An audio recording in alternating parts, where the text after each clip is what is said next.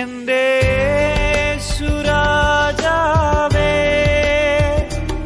എന്നും സ്തുതിക്കും ഞാൻ എന്റെ ജീവൻ തന്നവനേ, സ്തുതിക്കും ഞാൻ എന്റെ യേശുരാജാവേ.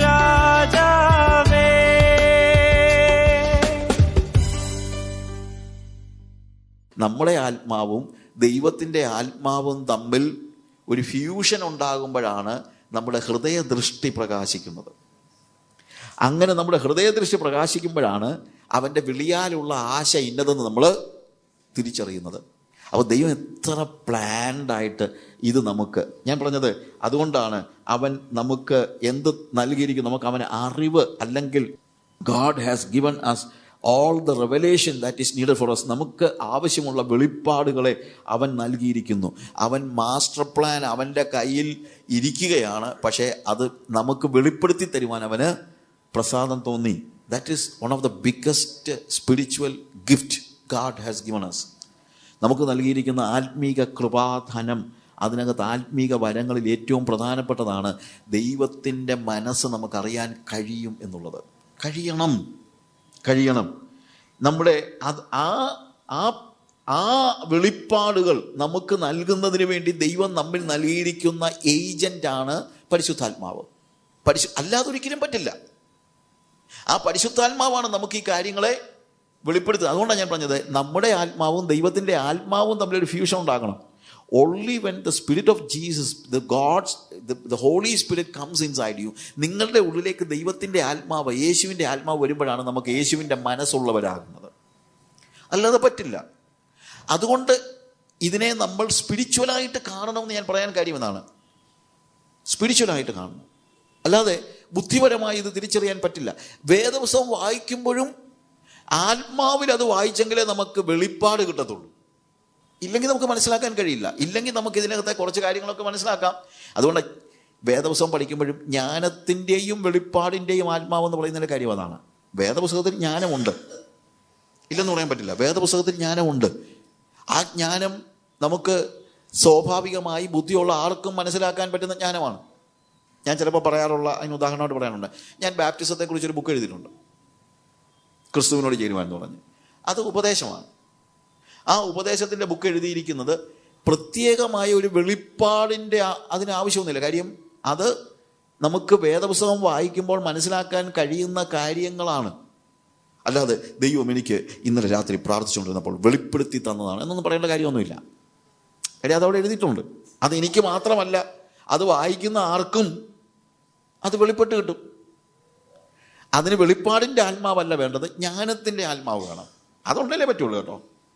കാര്യം അതേ ഭാഗം ഒരു സെക്യുലർ ആൾ വായിച്ചു കഴിഞ്ഞാൽ ചിലപ്പോൾ ഒന്നും അവനെ ടച്ച് ചെയ്തില്ലെന്നിരിക്കും. മനസ്സിലാക്കാത്തതല്ല, അവനെ സ്പർശിക്കാതിരിക്കും. അത് എല്ലാത്തിനും ഒരു ദൈവകൃപ ഉണ്ടെങ്കിലേ പറ്റുള്ളൂ. ഞാൻ ഹാർവസ്റ്റ് ടിവിയിൽ ഈ ക്വസ്റ്റ്യൻ ആൻസർ സെഷൻ ചെയ്യുന്ന സമയത്ത് ഒരാൾ ചോദിച്ച ഒരു ചോദ്യം ഇതാണ്. എൻ്റെ സഹോദരൻ, എൻ്റെ അപ്പനും അമ്മയും വിദ്യാഭ്യാസമുള്ള ആളുകളാണ്, നല്ല വിദ്യാഭ്യാസമുണ്ട്. എൻ്റെ സഹോദരൻ ഒരു പ്രൊഫഷണൽ ആളാണ്, എൻ്റെ സഹോദരി ഒരു പോസ്റ്റ് ഗ്രാജുവേറ്റ് ആണ്. അവർക്ക് എല്ലാ കാര്യങ്ങളും പറഞ്ഞാൽ മനസ്സിലാകും, പക്ഷേ സുവിശേഷം പറയുമ്പോൾ മാത്രം ഇവർക്ക് മനസ്സിലാകത്തില്ല. ബാക്കി എന്തോ പറഞ്ഞാലും എല്ലാം അറിയാം. അപ്പം എനിക്ക് മനസ്സിലാകാത്ത കാര്യം ഇത് പറയുമ്പോൾ മാത്രം എന്താണ് ഇവരുടെ ബുദ്ധി പ്രവർത്തിക്കാത്തത്? ബുദ്ധിയില്ലാഞ്ഞിട്ടൊന്നും അല്ലല്ലോ, ആണോ? അവർക്ക് വേൾഡ്ലി നോളജ് ഉണ്ട്. ഈ പറഞ്ഞ ചോദ്യം ചോദിച്ച ആൾ പറഞ്ഞത് അവർക്ക് വേൾഡ്ലി നോളജ് ഉണ്ട്. അവരോട് ലോകത്തിലെ എന്ത് കാര്യത്തെക്കുറിച്ചും, സൂര്യന് കീഴിലുള്ള ഏത് കാര്യത്തെക്കുറിച്ച് സംസാരിച്ചാലും അവർക്ക് അതിനെക്കുറിച്ച് അറിവുണ്ട്. പക്ഷേ സുവിശേഷം സംസാരിക്കുമ്പോൾ നീ പറയുന്നൊന്നും എനിക്ക് മനസ്സിലാകുന്നില്ല എന്നാണ് പറയുന്നത്. നീ എന്തോ പറയുന്നത്, എനിക്ക് പിടിയിടുന്നില്ല, ഇതെന്തോ പറയുന്നത്. അന്നേരം മാത്രം എന്ത് ചെയ്യത്തില്ല, ഈ ബുദ്ധി വർക്ക് ചെയ്യത്തില്ല. എന്തുകൊണ്ടാണ്? അതും ദൈവകൃപ കൊണ്ട് മാത്രമേ ഒരാൾക്ക് ഗ്രഹിക്കാൻ കഴിയത്തുള്ളൂ. പിന്നെ ഞാനതിന് ആൻസർ ചെയ്തപ്പം ചോദിച്ച ഒരു ചോദ്യമുണ്ട്. നിങ്ങൾ യേശുവിനെ അറിയുന്നതിന് മുമ്പ് ഇത് എത്ര പ്രാവശ്യം പലരും നിങ്ങളോട് പറഞ്ഞിട്ട് നിങ്ങൾക്ക് വല്ല മനസ്സിലായോ? കർത്താവ് നമ്മളെ കണ്ണു തുറന്നപ്പോഴല്ലേ നമുക്കിപ്പോൾ ഇതൊക്കെ വായിക്കുമ്പോൾ ഇതൊക്കെ മനസ്സിലാക്കുന്നത്. അല്ലെങ്കിൽ പിന്നെ നമ്മളെ ബുദ്ധിയില്ലാഞ്ഞിട്ടൊന്നും അല്ല. പക്ഷെ കർത്താവ് കണ്ണു തുറക്കാത്തിടത്തോളം കാലം ദൈവിക സത്യങ്ങൾ മനസ്സിലാക്കാൻ നമുക്ക് പറ്റില്ല. അതിൻ്റെ കാരണം എന്ന് വെച്ച് കഴിഞ്ഞാൽ അവിശ്വാസികളുടെ കണ്ണ് ഈ ലോകത്തിന് ദൈവം എന്ത് ചെയ്തിരിക്കുകയാണ്? കുരുടാക്കിയിരിക്കുകയാണ്. അതുകൊണ്ടാണ് വലിയ പ്രാർത്ഥന അത്യാവശ്യം. എന്താണെന്നറിയാമോ? ഈ കണ്ണൊന്ന് തുറന്നെങ്കിൽ മാത്രമേ വേദപുസ്തകത്തിലെ സാധാരണ സത്യങ്ങൾ പോലും മനസ്സിലാക്കാൻ ആളുകൾക്ക് പറ്റത്തുള്ളൂ. അപ്പൊ നമുക്ക് ജ്ഞാനത്തിൻ്റെ ആത്മാവ് വേണം. അത് ലോകജ്ഞാനമല്ല. എന്ത്? ആത്മാവിലെ ജ്ഞാനം നമുക്ക് ആവശ്യമുണ്ട്. വെളിപ്പാടിൻ്റെ ആത്മാവും വേണം. സ്വാഭാവികമായി നമുക്കുള്ള എല്ലാ കാര്യങ്ങളും നമുക്ക് മനസ്സിലാക്കാൻ വേദപുസ്തകം വായിച്ചാൽ മനസ്സിലാക്കാൻ പറ്റും. പക്ഷേ സ്പെസിഫിക് ആയിട്ടുള്ള ഓരോ കാര്യങ്ങൾ വരുമ്പോൾ അത് മനസ്സിലാക്കണമെങ്കിൽ എന്തുണ്ടെങ്കിലേ പറ്റുള്ളൂ? ദൈവം അത് സ്പെസിഫിക് ആയിട്ട് വെളിപ്പെടുത്തിയാലേ പറ്റുള്ളൂ. അവിടെയാണ് ഹൃദയദൃഷ്ടി പ്രകാശിക്കുകയും എന്നെക്കുറിച്ചുള്ള വ്യക്തിപരമായ ദൈവത്തിൻ്റെ ഹിതം എന്താണെന്നുള്ളത് എനിക്ക് വെളിപ്പെട്ട് കിട്ടുകയും ചെയ്യുന്നത്. അത് നമ്മൾ പ്രാപിക്കണം. അത് പൗളിൻ്റെ ഒരു വലിയ പ്രാർത്ഥനയാണ്. ഞാൻ നിങ്ങളെക്കുറിച്ച് കേട്ട നാൾ മുതൽ പ്രാർത്ഥിക്കുന്ന കാര്യമുണ്ട്. കർത്താവേ, നീ അവരെക്കുറിച്ച് എന്തുദ്ദേശിക്കുന്നോ? എന്താണ് അവർക്ക് വേണ്ടിയുള്ള മാസ്റ്റർ പ്ലാൻ? ലോകത്തിന് വേണ്ടിയുള്ള ദൈവത്തിൻ്റെ മാസ്റ്റർ പ്ലാൻ എന്താണെന്നുള്ളതൊക്കെ വേദപുസ്തകത്തിൽ എഴുതിയിട്ടുണ്ട്. സഭയ്ക്ക് വേണ്ടിയുള്ള മാസ്റ്റർ പ്ലാൻ എന്താണെന്നുള്ളതും വേദപുസ്തകത്തിൽ എഴുതിയിട്ടുണ്ട്. പക്ഷെ സാജുവിന് വേണ്ടിയുള്ള മാസ്റ്റർ പ്ലാൻ എന്താണെന്ന് അറിയണമെങ്കിൽ സാജു ദൈവസന്നിധിയിലിരുന്ന് ഹൃദയദൃഷ്ടി പ്രകാശിച്ചാലേ പിടികിട്ടത്തുള്ളൂ. ഞാൻ പറഞ്ഞ മനസ്സിലാക്കണം. ഒരു വ്യക്തി എന്ന നിലയിൽ എന്നെക്കുറിച്ച് ദൈവം ഇഷ്ടപ്പെടുന്ന കാര്യങ്ങൾ തീർച്ചയായിട്ടും ദൈവം എവിടെ വെളിപ്പെടുത്തിയിട്ടുണ്ട്? ദൈവത്തിൻ്റെ വചനത്തിൽ വെളിപ്പെടുത്തിയിട്ടുണ്ട്, അല്ലേ? അത് വായിച്ചാൽ നമുക്ക് മനസ്സിലാകാൻ പറ്റും. പക്ഷേ ഞാൻ ജേർണലിസം കഴിഞ്ഞിട്ട് പത്രത്തിൽ പോകണോ അതോ സുവിശേഷ വേല ചെയ്യണോ എന്നുള്ളതൊന്നും വേദപുസ്തകത്തിൽ എഴുതി വെച്ചിട്ടില്ല. അത് ഞാൻ എന്ത് ചെയ്താലേ പറ്റുള്ളൂ? എൻ്റെ ആത്മാവും ദൈവത്തിൻ്റെ ആത്മാവും തമ്മിലുള്ളൊരു ഫ്യൂഷനിൽ എൻ്റെ ഹൃദയദൃഷ്ടി പ്രകാശിച്ചാലേ ദൈവം പറയത്തുള്ളൂ, കുഞ്ഞെ, നിന്നെക്കുറിച്ച് ഞാൻ ഉദ്ദേശിക്കുന്നത് എന്ന് പറഞ്ഞു തരുന്നത്. അത് വേദപുസ്തകത്തിൽ എഴുതിയിട്ടില്ല, വേദപുസ്തകത്തിൽ എഴുതിയിട്ടില്ല. നമ്മുടെ കുഞ്ഞുങ്ങളെ പഠിപ്പിക്കണമെന്നുള്ളതൊക്കെ വാസ്തവം പറഞ്ഞു കഴിഞ്ഞാൽ പ്രത്യേകിച്ച് കുഞ്ഞുങ്ങളെ എല്ലാവരും പഠിപ്പിക്കണം. പക്ഷേ കുഞ്ഞുങ്ങളെ ഏത് കോളേജ് പഠിപ്പിക്കണം എന്നുള്ളത് വേദപുസ്തകത്തിൽ എഴുതി വെച്ചിട്ടുണ്ടോ? ഇല്ല. ഏത് കോളേജ് പഠിപ്പിക്കണം എന്നുള്ളത് നമ്മൾ എന്ത് ചെയ്യണം? ദൈവസന്നിധിയിൽ ഇരുന്ന് പ്രാർത്ഥിച്ച് ഹൃദയദൃഷ്ടി പ്രകാശിച്ചിട്ട് വേണം നമ്മുടെ കുഞ്ഞുങ്ങളെ ഏത് കോളേജിൽ പഠിപ്പിക്കണമെന്നുള്ളത് നമ്മൾ തീരുമാനിക്കാൻ. എവിടെ താമസിക്കണമെന്നുള്ളത്, ഒരു വീട് പണിയുന്നതോ അല്ലെങ്കിൽ വീട്ടിൽ പണിത് താമസിക്കുന്നതോ ഒന്നും വലിയൊരു തെറ്റൊന്നുമല്ല. നമുക്ക് പാർപ്പിടം അല്ലെങ്കിൽ വീട് മറ്റുള്ള കാര്യങ്ങളൊക്കെ കർത്താവ് നമുക്ക് തരുന്നു വെച്ചു. പക്ഷേ എവിടെ വീട് പണിയണമെന്നുള്ളത് വേദപുസ്തകത്തിൽ എഴുതി വെച്ചിട്ടുണ്ടോ? ഇല്ല. അത് നമ്മൾ എന്ത് ചെയ്യണം? നമ്മൾ സ്പെസിഫിക് ആയിട്ടുള്ള നമ്മളെക്കുറിച്ചുള്ള ഓരോ കാര്യങ്ങളും അനുനിമിഷം നമ്മൾ എന്ത് ചെയ്യണം? ആ ഹൃദയദൃഷ്ടി പ്രകാശിച്ചിട്ട് നമ്മൾ തിരിച്ചറിയണം. അങ്ങനെ ജീവിക്കുമ്പോൾ ഒരു ഭയങ്കര സുഖമാണ്. അതാണ് സുഖം, അതാണ് സ്വസ്ഥത. അല്ലെങ്കിൽ നമ്മൾ സ്വസ്ഥതയില്ലാത്തവരായി പോകും. നമ്മളുടെ ബുദ്ധിയിൽ നമ്മളൊരു കാര്യം, ഇവിടെ വീട് പണിയുന്നതാണ് നല്ലതെന്ന് 4 പേര് പറയുന്നത് കേട്ട് വീട് പണിയാൻ പോയി കഴിഞ്ഞാൽ വീട് പണിയാം, അതിന് പ്രശ്നമൊന്നുമില്ല. പക്ഷേ എന്താണ്? ആ സ്വസ്ഥത അങ്ങ് നഷ്ടപ്പെടും. ഞാൻ പറഞ്ഞ മനസ്സിലാക്കണം. പിന്നെ പ്രാർത്ഥിച്ച് കരഞ്ഞു വല്ലതും ദൈവം സ്വസ്ഥത മടക്കി തന്നാൽ നല്ല കാര്യം. പക്ഷെ അതിനേക്കാളും നല്ലത് എന്താ? ദൈവത്തിൻ്റെ സന്നിധിയിൽ നമ്മുടെ ആത്മാവും ദൈവത്തിൻ്റെ ആത്മാവും തമ്മിലുള്ള ഒരു ഫ്യൂഷൻ ഉണ്ടായിട്ട് എന്തു വേണം? നമ്മൾ ദൈവത്തിൻ്റെ ഹിതം ഇന്നതെന്ന് നമ്മൾ തിരിച്ചറിയണം.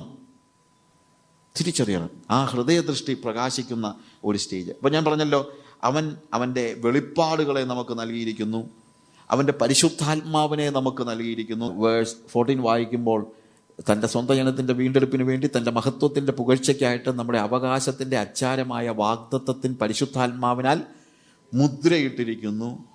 നമ്മൾ 23-ാമത്തെ വാക്യത്തിൽ ഇന്നലെ കണ്ടതുപോലെ ഏറ്റവും ഒടുവിൽ അവനെ അഥവാ യേശുക്രിസ്തുവിനെ തന്നെ നമുക്ക് നൽകിയിരിക്കുന്നു. അങ്ങനെ ആ സ്വർഗത്തിലെ സകല ആത്മീക അനുഗ്രഹങ്ങളും നമുക്ക് നൽകി. അതിൻ്റെ കൂട്ടത്തിൽ അതിനപ്പുറത്തായിട്ട് യേശുവിനെ തന്നെ നമുക്ക് നൽകി, ദൈവത്തിൻ്റെ പരിശുദ്ധാത്മാവിനെ നമുക്ക് നൽകി. ഇതിക്കുള്ളൊക്കെ എന്താ നമുക്ക് വേണ്ടേ? സ്വർഗത്തിലെ സകല ആത്മീക അനുഗ്രഹങ്ങളും നമുക്ക് നൽകി, യേശുക്രിസ്തുവിനെ നൽകി, പരിശുദ്ധാത്മാവിനെ നൽകി, അല്ലേ? ഇതിക്കുള്ളെന്താ നമുക്ക് വേണ്ടത്? ഇതെല്ലാം തന്നിട്ട് എന്തിനു വേണ്ടിയാണെന്നറിയാമോ? ഏറ്റവും ആത്യന്തികമായി നമ്മളും അവനും ഒന്നാകണം. ക്രിസ്തുവിൽ നമ്മളെല്ലാവരും ഒന്നാകുന്ന ആ സംസർഗത്തിൻ്റെ പൂർത്തീകരണത്തിന് വേണ്ടിയാണ്. അതാണ് അവൻ്റെ ലക്ഷ്യം എന്ന് പറയുന്നത്. നമ്മൾ വിശുദ്ധരും നിഷ്കളങ്കരുമാണെങ്കിലേ ഒന്നാകാൻ പറ്റുള്ളൂ. കാരണം അവൻ വിശുദ്ധനാണ്. വിശുദ്ധിയും അശുദ്ധിയും കൂടെ കൂട്ടി യോജിപ്പിക്കാൻ പറ്റില്ല. അതുകൊണ്ട് നമ്മളെ അവൻ തിരഞ്ഞെടുത്ത് തന്നെ നമ്മൾ അവൻ്റെ സന്നിധിയിൽ വിശുദ്ധരും നിഷ്കളങ്കരുമാകേണ്ടതിനാണ്. അങ്ങനെ വിശുദ്ധരും നിഷ്കളങ്കരുമാകുമ്പോൾ വിശുദ്ധനായ യേശുവുമായിട്ട് നമുക്ക് എന്തുണ്ടാകുന്നു? യൂണിറ്റി ഉണ്ടാകുന്നു. ആ യൂണിറ്റിയാണ് നമ്മളെ അവനുമായിട്ടുള്ള യൂണിയനിലേക്ക് കൊണ്ടുപോകുന്നത്. ആ ഒരു പ്രോസസ്സിൻ്റെ ഏറ്റവും ഒടുവിൽ നമ്മളും യേശുവും, യേശുവും നമ്മളും, അത് തന്നെയല്ല പ്രപഞ്ചവും ലോകവും സ്വർഗവും സ്വർഗത്തിലുള്ളതും ഭൂമിയിലുള്ളതും എല്ലാം അവനിൽ ഒന്നായിത്തീരുന്ന ആ മഹാസംരംഭം, ആ ഹാർമോണിയസ് ആയിട്ടുള്ള ആ ഒരു ജീവിതം, അതിനുവേണ്ടിയുള്ള ഒരുക്കമാണ് ഭൂമിയിൽ നടക്കുന്നത്. നമ്മൾ ഇന്നലെ പറഞ്ഞു. അവൻ ക്രിസ്തുവിനെ നൽകി. എന്തിനാണെന്ന് ചോദിച്ചു കഴിഞ്ഞാൽ നമ്മുടെ വീണ്ടെടുപ്പിന് വേണ്ടി. പരിശുദ്ധാത്മാവിനെ, അത് നമ്മൾ 7-ാമത്തെ വാക്യത്തിൽ നമ്മൾ അവിടെ വായിച്ച വാക്യമാണ്. അവന് നമുക്ക് അവൻ്റെ രക്തത്താൽ അതിക്രമങ്ങളുടെ മോചനം എന്ന വീണ്ടെടുപ്പുണ്ട്. വീണ്ടെടുപ്പിന് വേണ്ടി അവൻ യേശുക്രിസ്തുവിനെ നൽകി. എന്നാൽ നമ്മൾ 14-ാമത്തെ വാക്യം വായിക്കുമ്പോൾ അവിടെ കണ്ടത് തൻ്റെ സ്വന്തം ജനത്തിൻ്റെ വീണ്ടെടുപ്പിന് വേണ്ടി തൻ്റെ മഹത്വത്തിൻ്റെ പുകഴ്ചയ്ക്കായിട്ട് തന്നെ നമ്മുടെ അവകാശത്തിൻ്റെ അച്ചാരമായ വാഗ്ദത്തത്തിന് പരിശുദ്ധാത്മാവിനാൽ മുദ്രയിട്ടിരിക്കുന്നു. അതായത് നമ്മളെ വീണ്ടെടുപ്പ് കൊണ്ടാണല്ലോ, അവിടെ തൊട്ടാണല്ലോ തുടങ്ങുന്നത്. വീണ്ടെടുപ്പിന് വേണ്ടി അവന് പുത്രനെ നൽകി. എന്നിട്ട് ഈ വീണ്ടെടുക്കപ്പെട്ട സ്റ്റേജിൽ നമുക്ക് വേണ്ടി ഒരുക്കിയിരിക്കുന്ന ആ മഹത്വത്തിൻ്റെ ആ ഇൻഹെറിറ്റൻസ് ഉണ്ടല്ലോ, നമുക്ക് വേണ്ടി മഹിമാധനം നമുക്ക് വേണ്ടി ഒരുക്കിയിരിക്കുന്ന, അവിടെ ഉപയോഗിച്ചിരിക്കുന്ന വാക്ക് നമ്മുടെ അവകാശം. നമ്മുടെ അവകാശം എവിടെയാണ്? സ്വർഗത്തിൽ നമുക്ക് വേണ്ടി ദൈവം ഒരുക്കിയിരിക്കുകയാണ്. അവിടെ ചെന്ന് കഴിയുമ്പോഴാണ് ഇതിൻ്റെ പൂർത്തീകരണം ഉണ്ടാകുന്നത്. ഞാൻ ഇന്നലെ പറഞ്ഞൊരു കാര്യമുണ്ട്. കാലസമ്പൂർണത എപ്പോഴാണെന്ന് ചോദിച്ചു കഴിഞ്ഞാൽ, തൻ്റെ പുത്രനെ ലോകത്തിലേക്ക് അയച്ചപ്പോൾ തന്നെ കാലസമ്പൂർണത തുടങ്ങി. പക്ഷെ കാലസമ്പൂർണതയുടെ പൂർത്തീകരണം എവിടെയാണ് നടക്കുന്നത്? യേശു ക്രിസ്തുവിൻ്റെ 1-ാമത്തെ വരവിൽ തന്നെ കാലസമ്പൂർണത തുടങ്ങി. പക്ഷേ ആ കാലസമ്പൂർണതയിലെ പൂർത്തീകരണം അവൻ്റെ 2-ാമത്തെ വരവിന് ശേഷമാണ്. അപ്പോൾ ഇവിടം മുതൽ അവിടം വരെ ഉള്ള ഒരു യാത്രയാണിത്. ആ യാത്രയിൽ വീണ്ടെടുപ്പിന് വേണ്ടി യേശു ക്രിസ്തുവിനെ പിതാവ് നൽകിയതുപോലെ ഇവിടുന്ന് നമ്മളെ അവിടം വരെ എത്തിക്കുന്നതിന് വേണ്ടി പരിശുദ്ധാത്മാവിനെ കൂടെ നൽകിയിരിക്കുകയാണ്. വീണ്ടെടുക്കുവാൻ വേണ്ടി യേശുവിനെ നൽകി. ആ വീണ്ടെടുപ്പിൽ നമ്മളെ നിലനിർത്തുവാൻ വേണ്ടി പരിശുദ്ധാത്മാവിനെ കൂടെ അവൻ നൽകിയിരിക്കുന്നു എന്നുള്ളതാണ്. അതുകൊണ്ടാണ് എഫേസ്യ ലേഖനം തന്നെ 4-ാമത്തെ അധ്യായത്തിൻ്റെ 30-ാമത്തെ വാക്യത്തിൽ അവിടെ ഉപയോഗിച്ചിരിക്കുന്നത്, ദൈവത്തിൻ്റെ പരിശുദ്ധാത്മാവിനെ ദുഃഖിപ്പിക്കരുത്, അവനാലല്ലോ നിങ്ങൾക്ക് വീണ്ടെടുപ്പ് നാളിനായി മുദ്രയിട്ടിരിക്കുന്നത്. വീണ്ടെടുപ്പ് നാളിനായി മുദ്രയിട്ടിരിക്കുന്നത്. അതായത് നമ്മുടെ വീണ്ടെടുപ്പ് ഇപ്പോൾ സംഭവിച്ചു കഴിഞ്ഞു. എന്നാൽ വീണ്ടെടുപ്പ് നാള് എന്ന് പറയുന്ന മറ്റൊരു ദിവസമുണ്ട്. അവിടെയാണ് അതിൻ്റെ പൂർത്തീകരണം നടക്കുന്നത്. We are already redeemed, but റിഡംഷൻ്റെ ആ ഫൈനൽ സ്റ്റേജിൽ അതായത് ഇവിടെ വെച്ച് എന്ത് ചെയ്തിരിക്കുന്നു? നമ്മൾ ദൈവത്തിൻ്റെ വകയാണ്. മുദ്രയിട്ടിരിക്കുന്നു പറയുന്നതിൻ്റെ അർത്ഥം അതാണ്. നമ്മൾ സീൽ ചെയ്ത് കഴിഞ്ഞാൽ that shows that I belong to that person. ഇപ്പം പണ്ട് ഈ പോൾ ഇത് ഉപയോഗിക്കുമ്പോഴൊക്കെ അന്നത്തെ കാലഘട്ടത്തിലാണെങ്കിലും ഈ നദികളിലൂടെ, അന്നത്തെ ഒരു ഉദാഹരണം പറഞ്ഞു കഴിഞ്ഞാൽ, നദികളിലൂടെ ഈ തടികൾ ഒഴുക്കിയൊക്കെ വിടുന്നത്. അന്നത്തെ ഒരു ട്രാൻസ്പോർട്ടേഷൻ എന്ന് പറയുന്നത് ആ രീതിയിലാണ്. അതായത് തടിയെല്ലാം കൂടെ കൂട്ടിക്കെട്ടിയിട്ട് ഒഴുക്കി വിടും. എന്നിട്ട് ഒരു പട്ടണത്തിൽ നിന്ന് മറ്റൊരു പട്ടണത്തിൽ ചെല്ലുമ്പോൾ ഇത് പിടിച്ചു കയറ്റി കഴിഞ്ഞാൽ ഓരോരുത്തരുടെ തടി ഏതാണെന്നറിയാൻ പറ്റത്തില്ലല്ലോ. അതുകൊണ്ട് ഇവർ എന്ത് ചെയ്യുമെന്നറിയാമോ? ഓരോ കച്ചവടക്കാരനും വാങ്ങിച്ച തടിക്ക് അവൻ്റെ സീലെന്ന് പറഞ്ഞു കഴിഞ്ഞാൽ അത് കൊത്തി ഉണ്ടാക്കും. അത് വെറുതെ മഷി കൊണ്ടടിക്കുകയല്ല, പ്രത്യുത അതെന്താണ്, കാർവ് ചെയ്ത് ഒരു സീലുണ്ടാക്കും. അത് അവൻ്റെ ഒരു പക്ഷേ പേരിൻ്റെ ഇനീഷ്യൽ മറ്റുമായിരിക്കും. ആ പേരിൻ്റെ ഇനീഷ്യലുള്ള തടി, അത് പലരുടെ തടികൾ കാണും. ഇതെല്ലാം കൂടെ എന്ത് ചെയ്തിരിക്കുകയാണ്? കൂട്ടിക്കെട്ടിയിരിക്കുകയാണ്. എന്നിട്ട് കൂട്ടിക്കെട്ടി അടുത്ത പട്ടണത്തിൽ വരുമ്പോൾ ഈ സീല് നോക്കിയിട്ടാണ് ഈ തടി ആരുടേതാണെന്നുള്ളത് നമ്മൾ തിരിച്ചറിയുന്നത്. അങ്ങനെ തിരിച്ചറിഞ്ഞ് അവരവർക്ക് അവരുടെ തടി അങ്ങോട്ട് കൊണ്ടുപോകാം, ഇല്ലേ? അപ്പോൾ നമ്മളെ വീണ്ടെടുക്കുമ്പോൾ തന്നെ ദൈവം എന്ത് ചെയ്യുന്നു? അവൻ്റെ പരിശുദ്ധാത്മാവിനാൽ ദൈവമാണ് എൻ്റെ ഉടമസ്ഥൻ എന്നുള്ള സീല്, എൻ്റെ ഉടമസ്ഥാവകാശത്തിൻ്റെ സീല് ഇംപ്രിന്റ് ചെയ്തിരിക്കുകയാണ്, കാർവ് ചെയ്ത് വെച്ചിരിക്കുക. അതൊന്നും ആർക്കും മായ്ച്ചു കളയാനായിട്ട് പറ്റില്ല.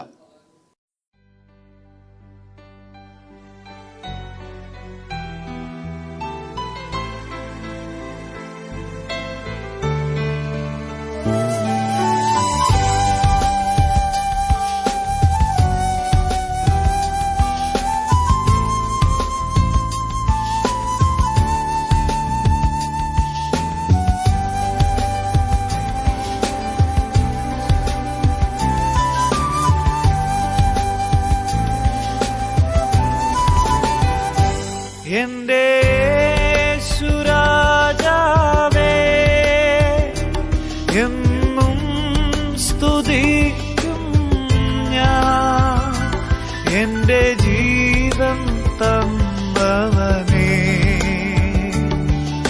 സ്തുതിക്കും ഞാനെന്നും എന്റെ യേശുരാജാവേ. എന്നും സ്തുതിക്കും ഞാൻ എന്റെ ജീവൻ തന്നവനെ. സ്തുതിക്കും ഞാനെന്നും എന്റെ യേശുരാജാവേ.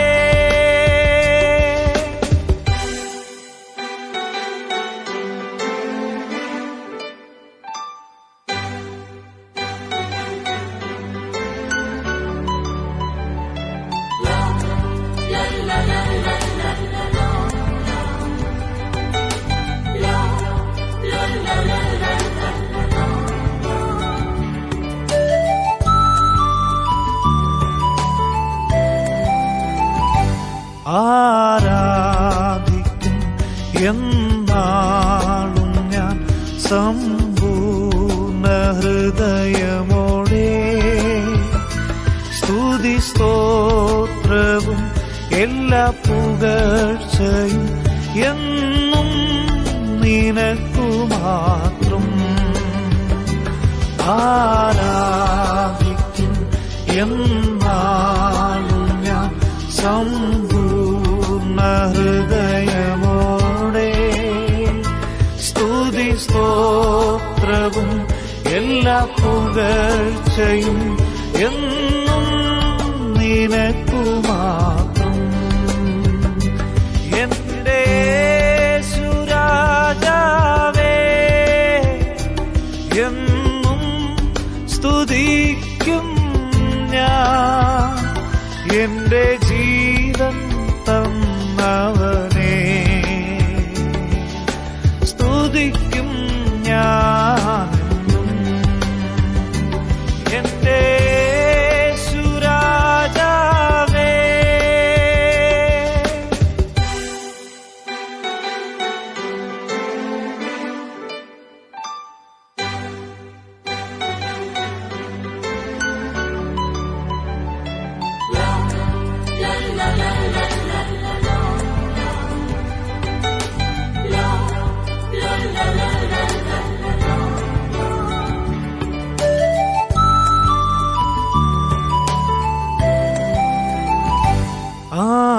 ആനന്ദവും ജയജീവനും തരുമൻ പ്രഭോനാഥ.